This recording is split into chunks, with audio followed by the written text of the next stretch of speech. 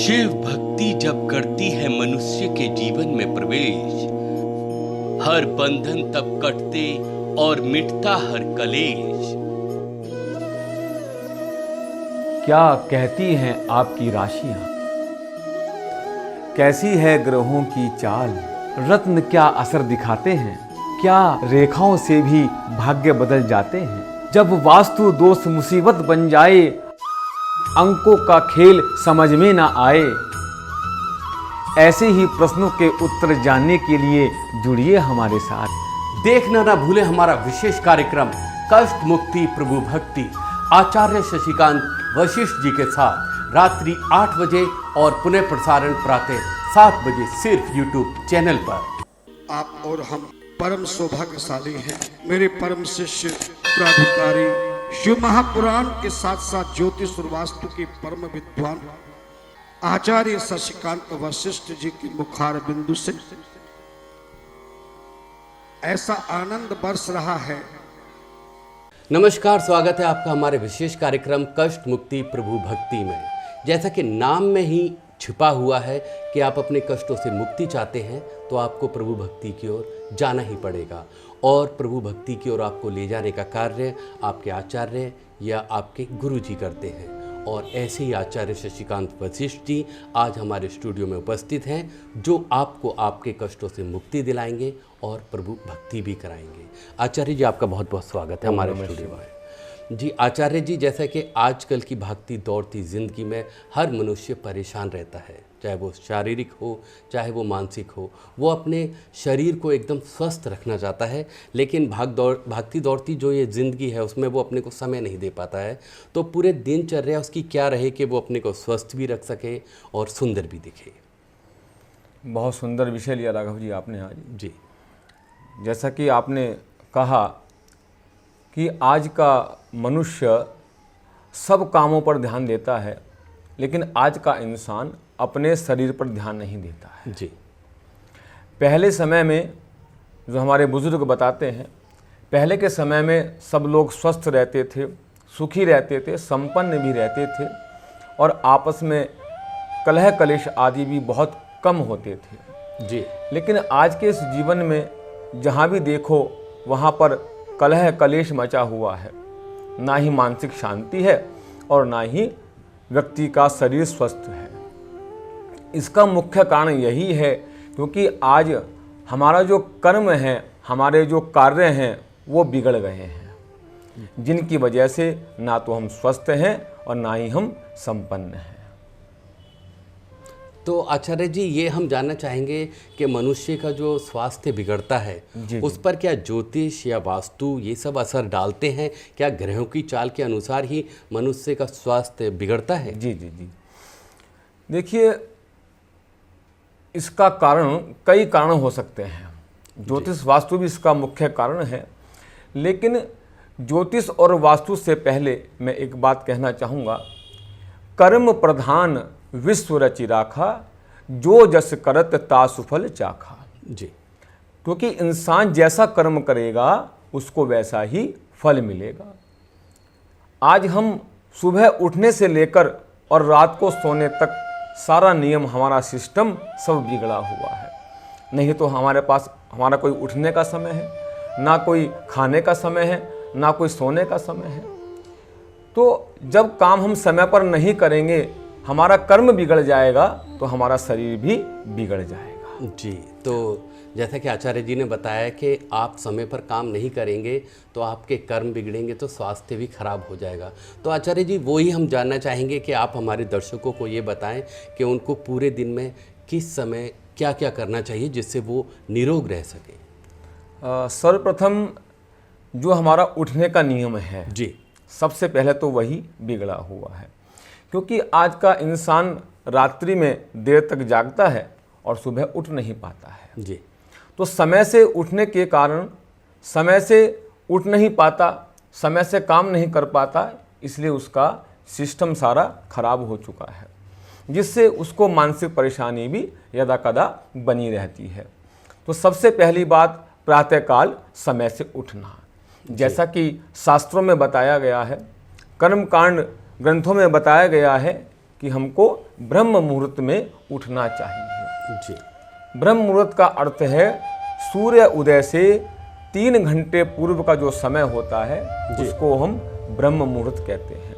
लेकिन फिर भी आज के समय को देखते हुए सूर्य उदय से 1 घंटा पूर्व तो हमें उठना ही चाहिए। जी। अगर हम समय से उठेंगे तो हमारा स्वास्थ्य भी अच्छा रहेगा और हमारा पूरा दिन एनर्जी से भरा हुआ होगा। जी, तो आचार्य जी हम ये जानना चाहेंगे आपसे, और हमारे दर्शक भी ये जानना चाह रहे हैं कि आखिरकार सूर्य उदय से पहले 1 घंटे पहले यदि मनुष्य उठता है जी। तो उसके शरीर पर जो उसे ऊर्जा मिलती है, जो एनर्जी मिलती है, वो किस रूप में आती है, कैसे आती है? जी, मैं बताना चाहूँगा। जी। जो व्यक्ति सुबह समय से उठता है, जी। सूर्य उदय से 1-1.5 घंटा पूर्व उठ जाता है तो उस काल को हम अमृत काल कहते हैं। जी। उसका नाम अमृत वेला है। जो अमृत वेला में उठ जाता है, भगवान शिव की कृपा से उसके जीवन का सारा विष समाप्त हो जाता है और उसके जीवन में उसको अमृत ही अमृत प्राप्त होता है। जी, तो जैसे कि आचार्य जी ने बताया कि आपको अपने को स्वस्थ रखना है तो ब्रह्म मुहूर्त में आपको उठना होगा। तो आचार्य जी ये तो हुआ ब्रह्म मुहूर्त का समय। जी। अब जैसे कि वो सूर्य उदय से पहले उठ जाता है और अपने को स्वस्थ रखता है, अब उठने के बाद उसे क्या कार्य करने चाहिए?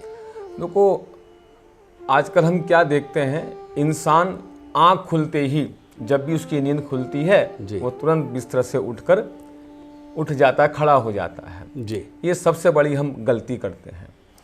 जब भी आप ब्रह्म मुहूर्त में उठें, समय से उठें, और उठने के बाद, और एक उपाय मैं और बता देता हूँ उठने का नियम के बारे में। जी।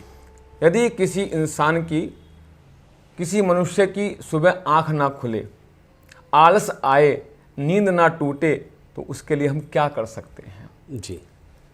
तो अगर आपकी आँख खुले, आपको आलस आए, उठने में कोई दिक्कत लगे, तो आप इन दोनों हाथों की हथेलियों को आपस में रगड़ें। जी। खूब देर तक रगड़ कर इन दोनों हथेलियों को आप अपने आँखों पर 3 बार रगड़ दें तो आपका आलस भी खत्म हो जाएगा और आपकी नींद भी टूट जाएगी।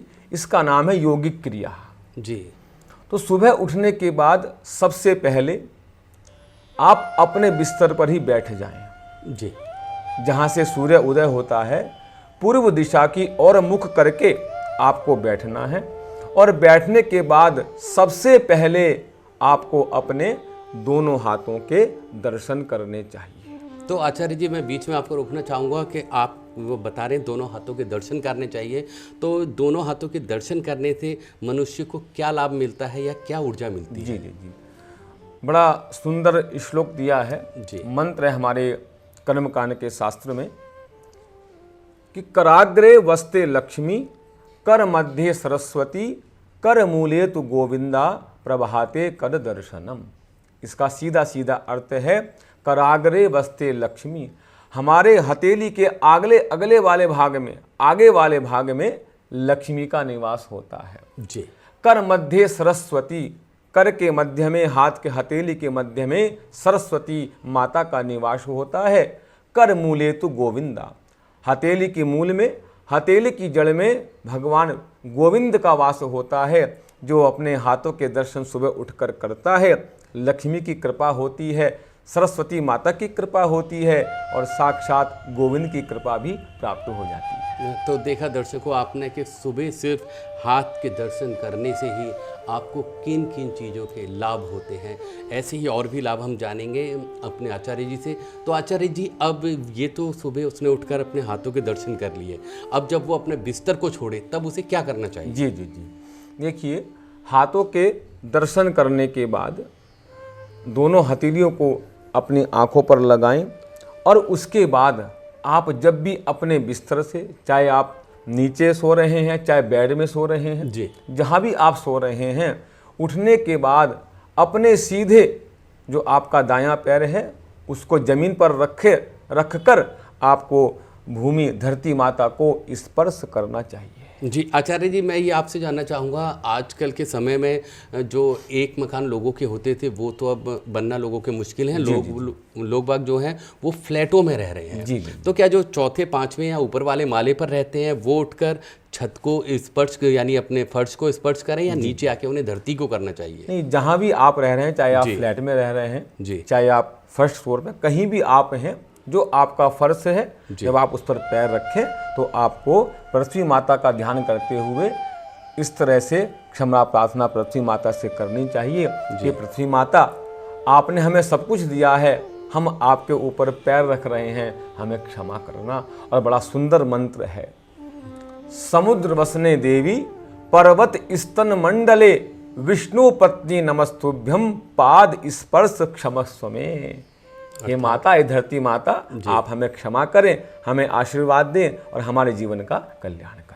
तो देखा आपने कि किस तरह आचार्य जी ने बताया कि सुबह के समय, ब्रह्म मुहूर्त के समय और बिस्तर छोड़ने तक आपको क्या क्या करना चाहिए। इसके आगे भी आचार्य जी आपको बताएंगे, लेकिन फिलहाल समय हो चला एक छोटे से ब्रेक का। मिलते हैं ब्रेक के बाद। हर मनुष्य के जीवन में समस्याएं अक्सर आती हैं। उन समस्याओं के निवारण के लिए मनुष्य तंत्र मंत्र विद्या, झाड़ फूंक, तरह तरह की विधियों को अपनाता है। ऐसे में इंसान कभी कभी ठगी का भी शिकार हो जाता है और उसकी समस्या का निवारण भी नहीं हो पाता। क्या ऐसे मनुष्यों की समस्याओं का निवारण है कहीं? जी हां, बिल्कुल है। एक विश्वसनीय और सच्चे गुरु के पास आचार्य शशिकांत वशिष्ठ जी करेंगे आपकी हर समस्या का समाधान ज्योतिष वास्तु अनुष्ठान के माध्यम से, जिससे आपके जीवन की हर कठिनाइयां होंगी दूर। ज्योतिष वास्तु परामर्श के साथ पूजा अनुष्ठान में प्रयोग आने वाली पूजा से संबंधित सामग्री जैसे गाय के गोबर द्वारा निर्मित संभ्राणी कप, हर्बल धूप, रुद्राक्ष माला, शंख, शालिग्राम इत्यादि सामान आप ऑनलाइन घर बैठे भी हमारी वेबसाइट www.swasthavikAstroguru.org पर जाकर प्राप्त कर सकते हैं। ब्रेक के बाद आपका एक बार फिर स्वागत है हमारे विशेष कार्यक्रम में। तो आचार्य जी, ब्रेक से पहले हमने आपसे जाना था कि इस ब्रह्म मुहूर्त में उठने की क्या तरीका होता है, आपको क्या करना चाहिए। लेकिन हम ये जानना चाहेंगे कि जो लोग सोते हैं, सोकर जब उठते हैं, उठकर बहुत से लोग चादर को सीधा लिया, फेंक दिया, उसे तय नहीं लगाया, या उठकर सीधा चल देते हैं। तो सोकर जब उठते हैं उसका भी कोई नियम, कोई वो होगा तरीका? उठने का एक ही नियम है जी। जब भी आप बिस्तर से उठें तो हमेशा आप बाएं करवट लेकर उठें। ऐसा क्यों? बाएं तरफ करवट लेने हमने आपसे जाना था कि इस ब्रह्म मुहूर्त में उठने की क्या तरीका होता है, आपको क्या करना चाहिए। लेकिन हम ये जानना चाहेंगे कि जो लोग सोते हैं, सोकर जब उठते हैं, उठकर बहुत से लोग चादर को सीधा लिया, फेंक दिया, उसे तय नहीं लगाया, या उठकर सीधा चल देते हैं। तो सोकर जब उठते हैं उसका भी कोई नियम, कोई वो होगा तरीका? उठने का एक ही नियम है जी। जब भी आप बिस्तर से उठें तो हमेशा आप बाएं करवट लेकर उठें। ऐसा क्यों? बाईं तरफ करवट लेने से जब हम उठेंगे तो जो हमारी श्वासों की प्रक्रिया है जी, वो सही दिशा में हो जाएगी। जी जी जी। तो जैसे गुरुजी ने बताया कि आप बाईं करवट से ही उठिएगा। तो आचार्य जी, अब ये तो हो गया उठने तक का। उठकर मनुष्य को क्या करना चाहिए कि उसके रोग उससे दूर भागे? जी जी जी। सबसे पहले जो हमारी भारतीय संस्कृति है, जी, सुबह उठने के बाद, हाथों को देखने के बाद, भूमि माता को स्पर्श करने के बाद सबसे पहले आपको अपना मुख शीशे में देखना चाहिए, दर्पण में देखना चाहिए। जी, ये दर्पण में मुख देखने के भी पीछे कोई ना कोई रहस्य जरूर जी, होगा। जी। हम आपसे जानना चाहेंगे। सुबह उठकर जब हम दर्पण में मुंह देखने वाले शीशे में अपना मुख देखते हैं जी, तो हमारी शरीर की जो नेगेटिविटी है वो समाप्त हो जाती है और हम अच्छी सोच के साथ कार्य करते हैं, क्योंकि शीशे का एक ही कार्य है। जी, शीशा जब हम सामने देखेंगे तो उसका रिफ्लेक्शन हमारे ऊपर पड़ता है, जी, जिससे सारी नेगेटिविटी समाप्त होती है और भगवान की कृपा भी होती है। जी। तो सुबह उठकर आप शीशे में अपने आप को ज़रूर देखिएगा, क्योंकि उसके बाद आपकी जो नेगेटिविटी है वो समाप्त हो जाएगी। अब इसके बाद इंसान को किस तरफ और चलना चाहिए? जी, जी।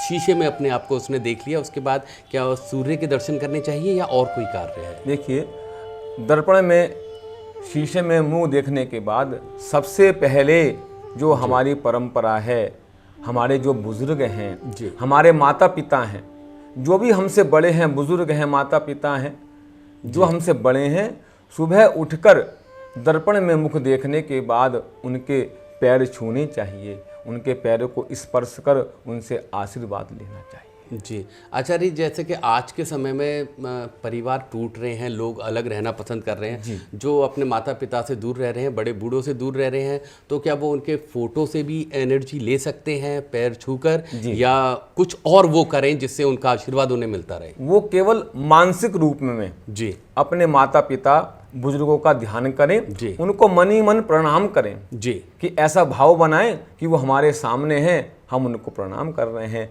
वो वहीं से आपको आशीर्वाद प्रदान करें। यदि आप भी अपने माता पिता से, बड़े बूढ़ों से दूर रह रहे हैं, किसी दूसरे शहर में रह रहे हैं किसी भी कारण से, तो आप सिर्फ आंख बंद कर कर और हाथ जोड़कर अपने माता पिता को याद करिए, बड़े बूढ़ों को याद करिए, तो उनका आशीर्वाद आपके ऊपर हमेशा बरसता रहेगा। तब अब ये आशीर्वाद के बाद क्या करना चाहिए आचार्य जी? तो पहले तो मैं आपको बताना चाहूँगा कि आज का इंसान अपने माता पिता के पैर छूने में बड़ी शर्म करता है। जी संतों के पैर भी छू लेगा, सदगुरुदेव के भी पैरों को छू लेगा, आशीर्वाद ले लेगा, लेकिन घर के माता पिता और बुजुर्गों का वो पैर छूना पसंद नहीं करता। इसलिए सबसे मैं अनुरोध करूँगा, चाहे कितनी भी आपने बड़ी बड़ी पढ़ाई क्यों ना कर ली हो, कितना भी आप बड़े से बड़े पद पर क्यों ना हो, आप अपने माता पिता के आशीर्वाद को ना भूलें, उनको ना भूलें, क्योंकि इन्होंने आपको जन्म दिया है हमारे बुजुर्गों की कृपा प्राप्त करने के लिए, क्योंकि माता पिता ही सब कुछ है जीवन में। जी माता पिता का आशीर्वाद अवश्य लें। तो जैसा कि आचार्य जी ने बताया कि सुबह उठकर आपको अपने माता पिता के पैर छूने चाहिए, आशीर्वाद लेने चाहिए। तो आचार्य जी, ये हम आपसे जानना चाहेंगे, क्या पैर छूने का भी कोई तरीका होता है, कोई विधि? क्योंकि बहुत से लोग आजकल जल्दबाजी में घुटनों तक ही पैर छू लेते हैं या दूर से ही वो कर लिया, तो सही तरीका क्या है वो आप दर्शकों को बताइए। देखिए, भारतीय संस्कृति के अनुसार सनातन धर्म में जो नियम है जी प्रणाम करने का, वैसे तो साष्टांग प्रणाम करना चाहिए, लेट करके।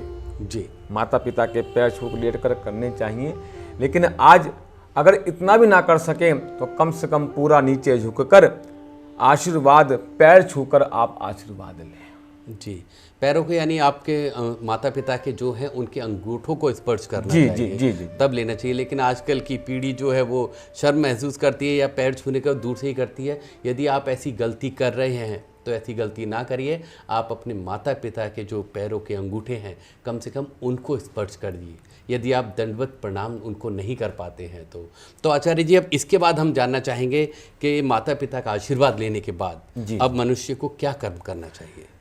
देखिए, माता पिता बुजुर्गों का आशीर्वाद लेने के बाद मनुष्य को जो सूर्य देवता हैं, जो सूर्य देव हैं, जो साक्षात देवता हैं, सूर्य भगवान को प्रणाम करना चाहिए। लेकिन सूर्य भगवान को कभी भी हाथ जोड़कर प्रणाम नहीं करना चाहिए। आचार्य जी, ये मैं पहली बार सुन रहा हूँ कि हाथ जोड़कर नहीं करना चाहिए। मुझे भी बड़ा आश्चर्य हो रहा है कि सूर्य भगवान को हाथ जोड़कर प्रणाम नहीं करना चाहिए। इसके पीछे क्या वजह है? हमारे नित्य कर्म में, हमारे संस्कारों में, हमारे पूजा पाठ के ग्रंथों में, कर्मकांड शास्त्रों में नियम बताया है जी, जब भी आप सूर्य देवता को प्रणाम करें तो कभी हाथ नहीं जोड़ना चाहिए, बल्कि दोनों हाथों को सीधा ऊपर कर सूर्य को प्रणाम करना चाहिए। तो साथियों, जैसा कि आप अभी तक यदि ऐसा कर रहे हैं, सूर्य देवता को हाथ जोड़कर प्रणाम करते हैं, तो आप ऐसा नहीं करिए। तो आचार्य जी, हाथ ऊपर करने की क्या वजह है, ये जानना चाहेंगे। हमारे शास्त्रों में मुद्राएं हैं जी, कई प्रकार की मुद्रा है, ध्यान मुद्रा है, ज्ञान मुद्रा है। तो उसी प्रकार जब हम दोनों हाथों को ऊपर करते हैं तो इस मुद्रा का नाम है समर्पण मुद्रा, कि हम अपने जीवन को सूर्य देवता के सामने खड़े होकर हम अपने जीवन को समर्पित कर रहे हैं। जी, तो आप अपने जीवन को समर्पित करिए सूर्य देवता को, जो आपके पूरे कष्टों को हर लेंगे। तो हम ये जानना चाहेंगे कि सूर्य उदय के बाद जी कितने समय के अंतराल में सूर्य देवता को नमस्कार करना चाहिए? क्योंकि बहुत से लोग 9 बजे उठेंगे, वो कहेंगे उठने के बाद बताया है तो हम 9 बजे कर रहे हैं प्रणाम, कोई कहता है हम 5 बजे उठ रहे हैं। तो सही समय क्या है कि सूर्य देवता को प्रणाम किया जाए? देखिए, शास्त्र अनुसार तो सूर्य उदय होने से पूर्व ही आपको सूर्य देवता को प्रणाम करना चाहिए जी। लेकिन यदि आप इतना भी नहीं कर पाते हैं तो कम से कम समय से उठें और सूर्य उदय से 1 घंटे तक का जो समय है, जी। सूर्य उदय के बाद 1 घंटा तक आप सूर्य देवता को प्रणाम कर सकते हैं। इसके बाद आपको विशेष फल प्राप्त नहीं होगा। तो जैसा कि आचार्य जी ने हमको बताया कि ब्रह्म मुहूर्त से लेकर सूर्य को प्रणाम करने तक आपको क्या क्या करना चाहिए, उठने का तरीका बताया, माता पिता का आशीर्वाद लेने का तरीका बताया और अपने शरीर की जो नेगेटिव ऊर्जा है उसको नष्ट करने का तरीका भी आपको बताया। फिलहाल आज सूर्य उदय तक की आपको पूरे नियम बताए गए हैं। कल हमारे आचार्य जी फिर आपको बताएंगे कि सूर्य को प्रणाम करने के बाद आपको अपनी दिनचर्या में क्या क्या करना चाहिए। तो आज के लिए आचार्य जी इतना ही। नमस्कार। ओम नमः शिवाय। हर मनुष्य के जीवन में समस्याएं अक्सर आती है। उन समस्याओं के निवारण के लिए मनुष्य तंत्र मंत्र विद्या झाड़ फूंक तरह तरह की विधियों को अपनाता है। ऐसे में इंसान कभी कभी ठगी का भी शिकार हो जाता है और उसकी समस्या का निवारण भी नहीं हो पाता। क्या ऐसे मनुष्यों की समस्याओं का निवारण है कहीं? जी हां, बिल्कुल है।